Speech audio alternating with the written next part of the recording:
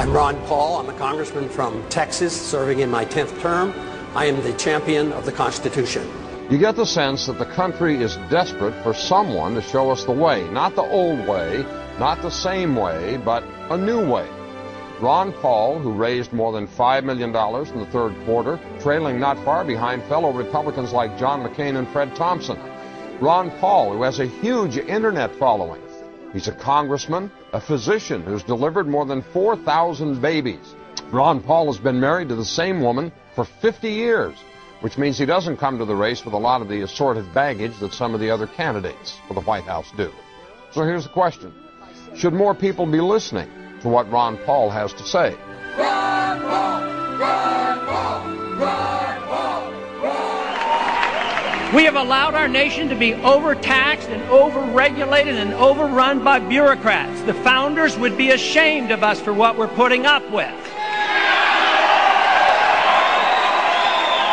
Matter of fact, if you look at every single problem we're facing today, it's because of the lack of respect for the rule of law and the Constitution. The right guy is the guy who's anti-government, anti-war, pro-personal liberty, pro-economic freedom. Vote for him, whatever party he is. And if you have to change parties to vote, that's like 5 clicks on the internet. It's not complicated. If you really want to have a choice between a real revolutionary candidate and someone out of the machine, well, this can happen. Ron Paul brings together people of all races, all socioeconomic backgrounds, all political affiliations, because freedom is truth and truth is power, and we can live and be free in this country if we believe we can.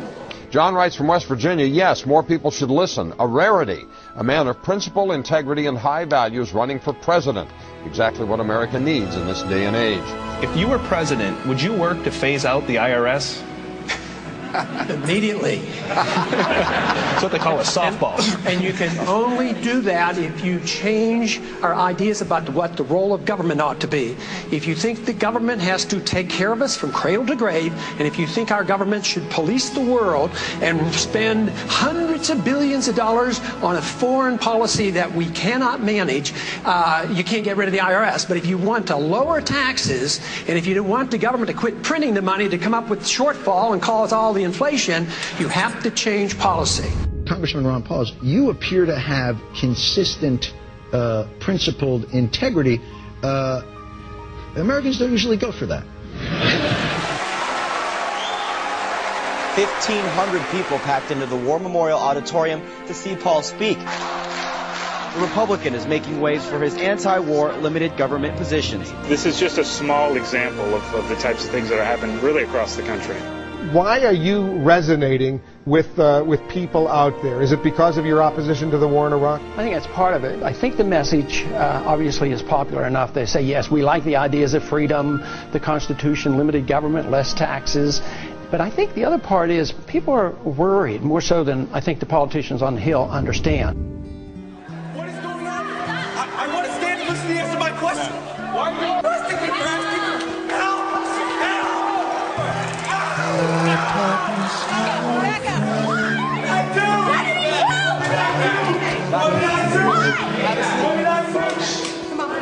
Because a vision softly creeping left its seeds while I was sleeping, and the vision that was planted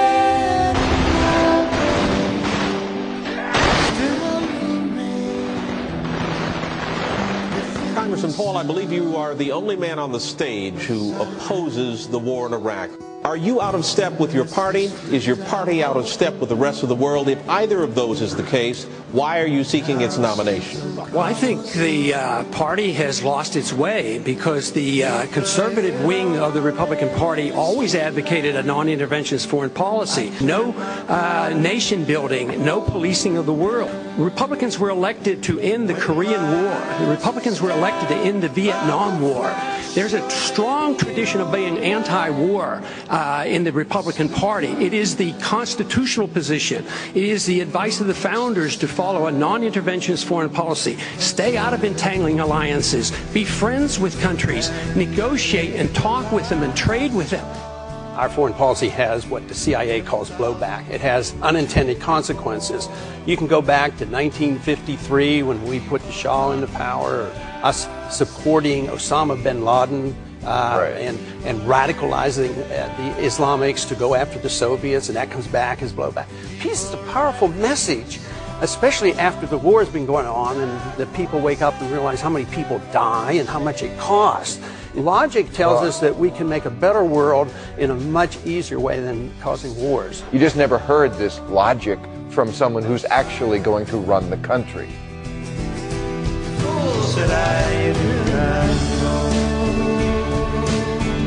Silence like a cancer grows.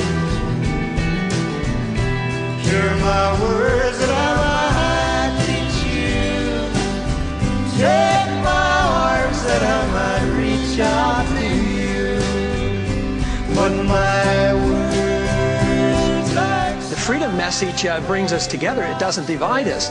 I believe that when we overdo our military aggressiveness, what it does, it actually weakens our national defense. I mean, we stood up to the Soviets. They had 40,000 nuclear weapons. Now we're fretting day in and day night about third world countries that have no army, navy, or air force, and we're getting ready to go to war.